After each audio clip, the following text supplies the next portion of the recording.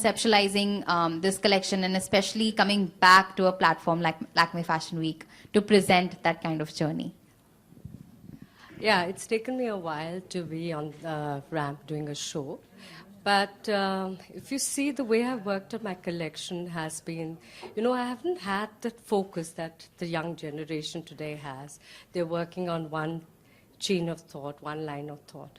I think because of so many years of experience in the craft sector, which has been over 2 decades, one perceived things, how would you put a collection when you're working with Bagh, Bandhani, Katha, and Varanasi brocades.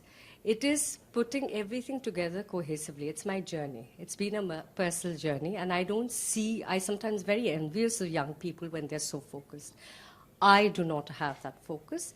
And with that kind of experience that I have, it's not going to be. So for me, I just pick up things to work ahead. For me, the most important thing is that we have a certain look associated with craft when we talk about sustainable fashion, and it is not very glamorous, it is quite serious. And I think it is time that we evolve that look. And that has been my main USP for it, that you can take any craft. Because I look at the reference points of 1960s and 70s when you didn't have stretch, spandex, or any of those normal technological-based fabrics. And yet we were so stylish then. And we were so stylish, so even that today that we are referring to it. So it does give us a point to think, that sustainability doesn't mean that it has to be a certain way of observing an aesthetics, and we have to be serious about it. It should be playful, modern, and much more evolved. There are a lot of nuances when it comes to your collection, like the one that you just mentioned about Bandhani, and there are others. Could you shed some light on those as well? Like what the inspiration is for each state in India? As I said, that I don't have inspirations. I don't work. I know something that I'm doing clothing for wearability. I want an age group from 16 year to 80 year to wear my clothes. And I work on a very coordinated look. That is, each is a separate piece, separate element. Tomorrow, a 16-year-old wants to just take a scarf and wear it over jeans or anything. It is possible. Someone wants to take an overgarment and team it up with a dress. It's possible. So it gives, I think that the wearer today is much more aware and has an individualistic look about the way they dress up. Henceforth, for me, it was that I wanted to give them that option. This is the way I work. Where it comes to craft, I've been associated with Bandhani for 14 years. I have many craftsmen working with me. And let's not say that it's me and the craftsman who works. It's an entire community which contributes. Katha, similarly, it's been 14 years.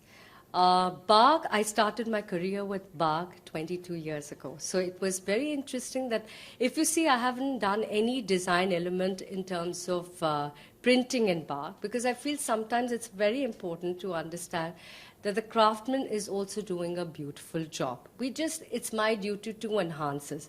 How am I going to style it? How am I going to design it? It should appeal to people. It's not necessary that we have to design everything. We have to give the credit to the craftsman. Yeah. Thank you so much. I'd like to open the floor for questions from media. So what are the trends that we can look forward to in your collection for this season? See, there are a lot of jumpsuits I've done. There are overgarments, which I always do, which can be worn on anything. There are halter tops, there are crop tops. The jackets are classic. Kind of trousers we've done. It's fun to do a bandhani trouser, easy wear. It's, it's got a relaxed and easy feel, and that's exactly what I wanted, You did try layering as well. Layering is, as I said, it's a very individualistic process, and we tried, my stylist and I tried putting things together in such a way that we should, everybody wants to layer things and wear it around. I mean, it could be 2 jackets. One jacket was buttoned, and if you see, the another jacket was over it. A complete thing. There's one, the show started with, I'm sure a lot of you must have thought it was a white shirt with trouser, but it was actually a jumpsuit. and it gave you a suit look. So, there was a lot of thinking in terms of intelligent thinking for clothing. That is what we were looking at. That was what I was looking for. Pleasure. Do you think there's a dearth of textile designers?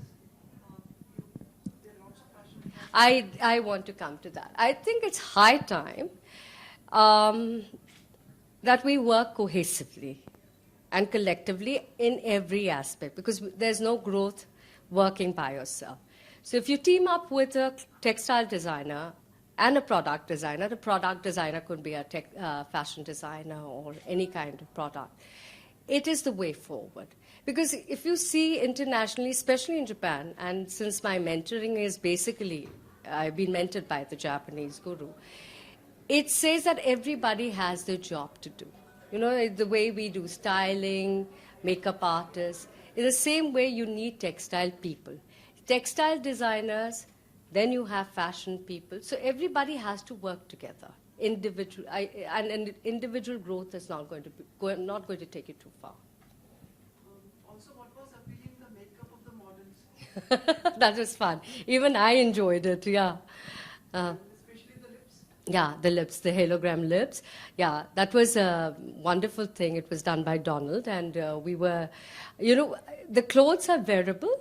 The good attraction by the clothes, but the color was striking. It's solid in contrast.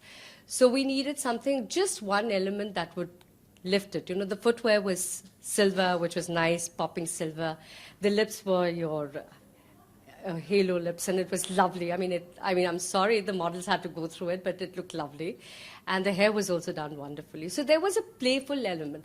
It is not that you associate clothing with one age group, as I mentioned earlier. It should be with everybody. Thank you. Thank you so much. Thank you so much, Sunita. Just a request, if you